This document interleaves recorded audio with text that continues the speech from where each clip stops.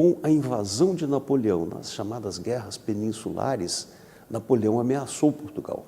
Com isso, houve a transferência da coroa portuguesa, do governo português, aqui para o Brasil. Outro ponto a ressaltar agora: as pessoas costumam falar erroneamente a fuga da família real.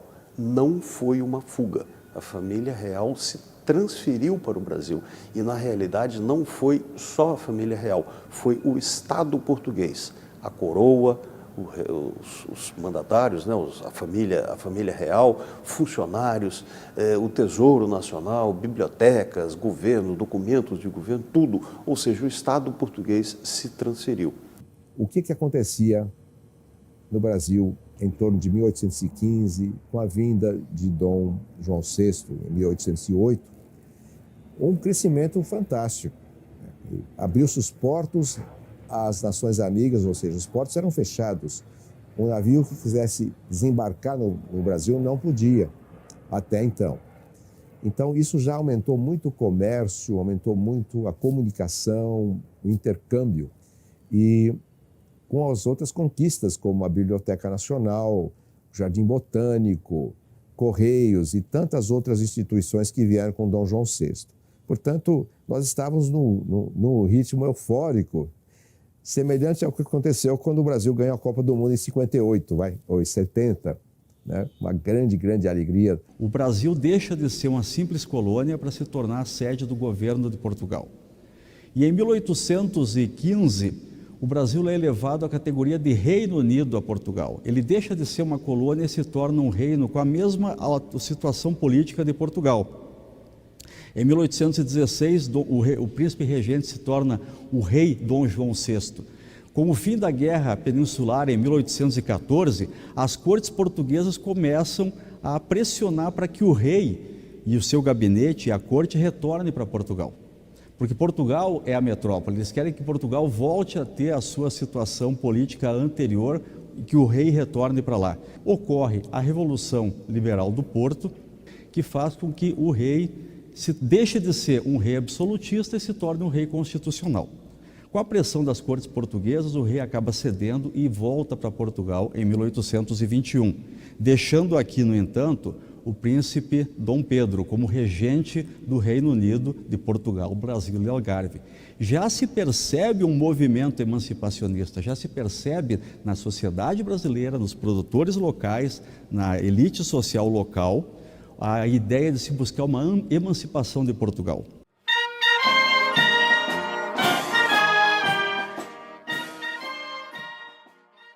Pressionaram, Dom João volta para Portugal, mas ele deixa o seu filho Pedro aqui no Brasil. Ele leva a filha Maria e deixa o seu filho Pedro aqui no Brasil como príncipe regente. Mas as forças continuam agindo e nós vamos aos poucos.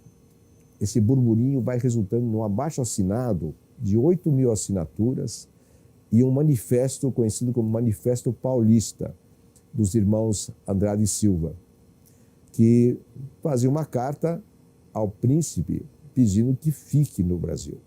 Com isso, as pessoas aqui ficam querendo que Dom Pedro permaneça aqui no Brasil. Mas as cortes portuguesas, cortes gerais extraordinárias, que assumiram na prática o governo de Portugal, embora o rei estivesse lá, mas ele não tinha grande poder. Em janeiro de 1822, Dom Pedro decidiu, fico, é o chamado Dia do Fico, 9 de janeiro de 1822, com a sua famosa frase também: se é para o bem de todos, diga ao povo que fico. Ele vai consolidando o apoio de líderes locais e se consolida uma guarda de honra, principalmente a partir de Pindamonhangaba. Mas já em outras cidades, algumas pessoas o acompanhavam, formando o que seria depois chamado de Guarda de Honra do Príncipe. Então, consolidou-se uma Guarda de Honra em Pindamonhangaba.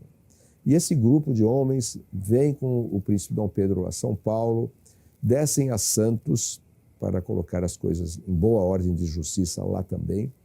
Em São Paulo também já houve destituição, vários decretos, várias ações do príncipe, mas sempre com grande apoio popular. O povo o recebia muito bem em cada localidade. E decretou aqui uma Assembleia Constituinte, que foi anulada por Portugal. Portugal mandou tropas aqui para levar Dom Pedro, a tropa do general Avilés, que aqui no Rio de Janeiro veio com essa ordem, mas foi rechaçada por tropas fiéis, porque aqui existia quem era contra e quem era a favor. Avilés se retirou. E Pedro ficou aqui tentando arrumar as coisas aqui no Brasil.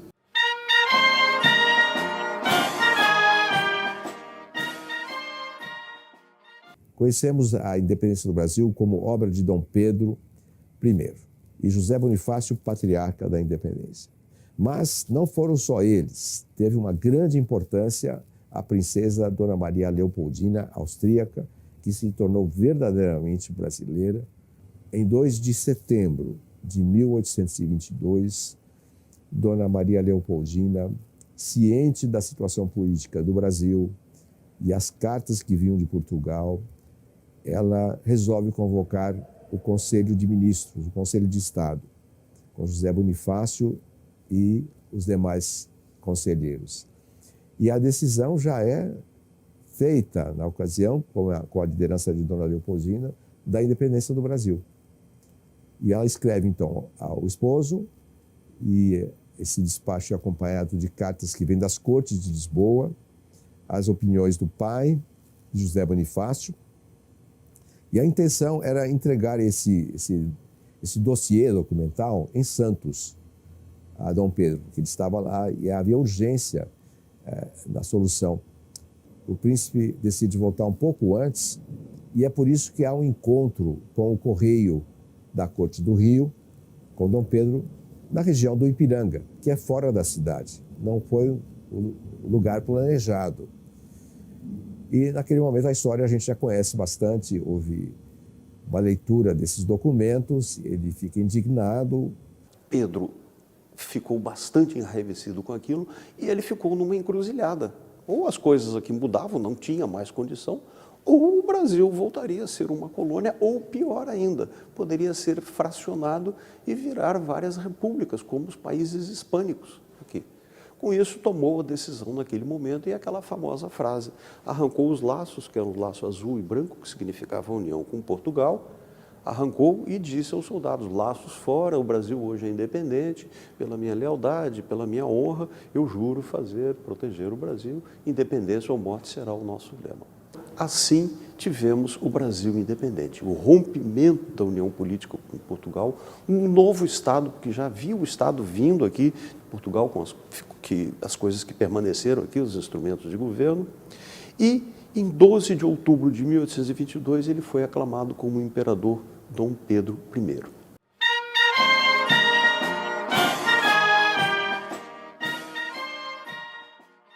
Maria Quitéria de Jesus foi uma mulher baiana, nascida em 1792, filha de Gonçalo Alves de Almeida, um pequeno produtor rural, e de Quitéria Maria de Jesus. O grande pioneirismo de Maria Quitéria é que ela foi a primeira mulher que oficialmente participou de operações militares junto com o Exército Brasileiro, por ocasião da Guerra da Independência. Maria Quitéria, por ser filha de um pequeno produtor rural, próprio das mulheres da sua época, ela era muito inteligente, muito ativa e já tinha desde cedo o conhecimento do uso de armas de fogo, usadas para caça e para defesa.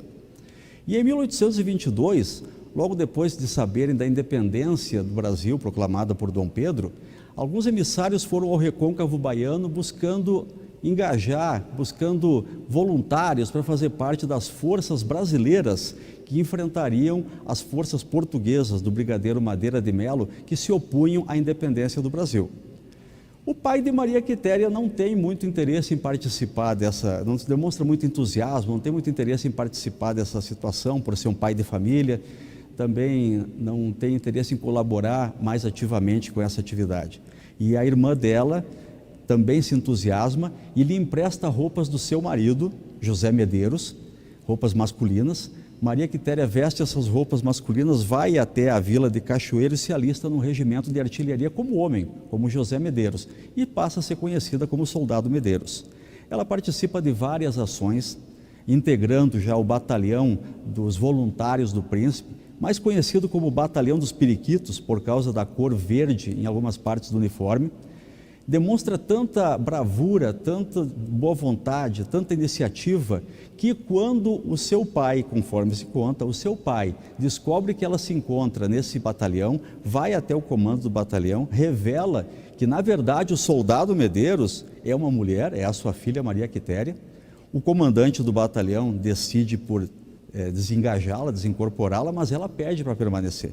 E ela havia demonstrado tanta bravura na sua atuação que lhe é concedida essa vontade, de que ela permanecesse lutando ao lado do Exército Brasileiro, com o detalhe de acrescentar no seu uniforme um saiote, um dos modelos dos saiotes escoceses, do kilt escocês. Maria Quitéria permanece participando da atuação do Batalhão dos Periquitos, é promovida a primeiro cadete e após vencidas as forças portuguesas na Bahia, ela é convidada por Dom Pedro para comparecer ao Rio de Janeiro, onde conhece o imperador pessoalmente e é agraciada com a Ordem do Cruzeiro, uma das maiores condecorações do Exército Brasileiro naquele momento. Ela se destaca como a primeira mulher que fez parte efetivamente do Exército Brasileiro. E em 1992, com o recém-criado quadro complementar de oficiais, as mulheres pela primeira vez passaram a fazer parte do Exército Brasileiro, formalmente como oficiais do quadro complementar. Em 1996, Maria Quitéria foi escolhida para ser instituída como a patrona do quadro complementar de oficiais. Além dessa distinção junto ao Exército Brasileiro, Maria Quitéria também foi denominada com o nome de ruas e distritos em várias cidades do Brasil, nomes de medalhas, nomes de comendas, e também, a partir de 2018, ela passou a integrar o livro dos heróis e heroínas da pátria, que está colocado no panteão dos heróis da pátria.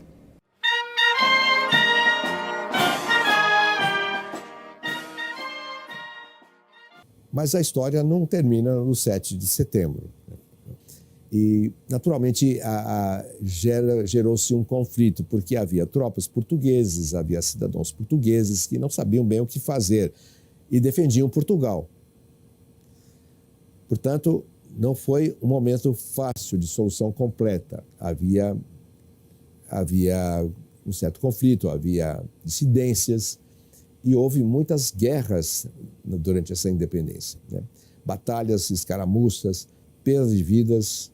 Não foi tão simples, embora não tenha sido uma revolução sangrenta, uma guerra civil, não houve. Mas houve um estado de insurgência aqui, ali e acolá, principalmente com as tropas que estavam fiéis ainda a Portugal. E isso foi aos poucos se consolidando. Eu acredito que um grande fator foi o espírito de nacionalidade brasileira e as armas brasileiras, que apesar de terem oficiais portugueses, muitos dos oficiais eram ainda portugueses, e foi mantendo aquele espírito coeso, aquela linha de defesa da pátria, não obstante a situação de governo, política, etc. e tal. A independência do Brasil não se fez só em 1822. Na verdade, vai haver um acordo de amizade com Portugal só em 1825. A gente precisa olhar o Brasil e o bicentenário como um processo que vai de 1821, pelo menos, até 1831 ou 34, que é quando o nosso imperador Dom Pedro I do Brasil, Dom IV de Portugal, falece em Queluz, no mesmo palácio onde ele nasceu.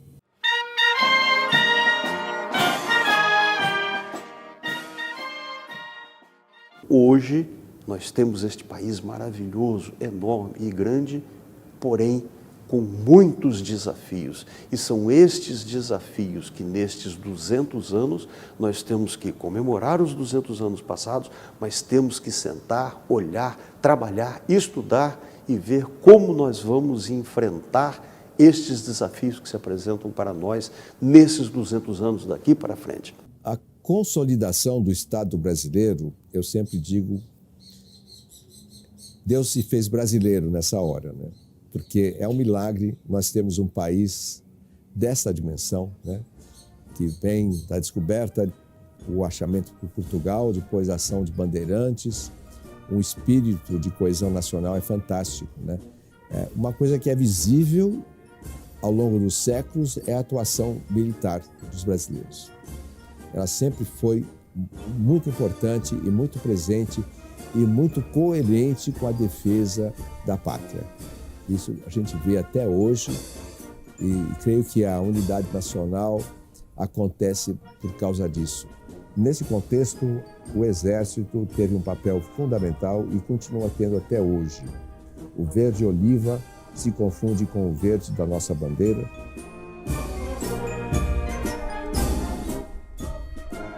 Vamos festejar esses 200 anos pensando nos próximos 200.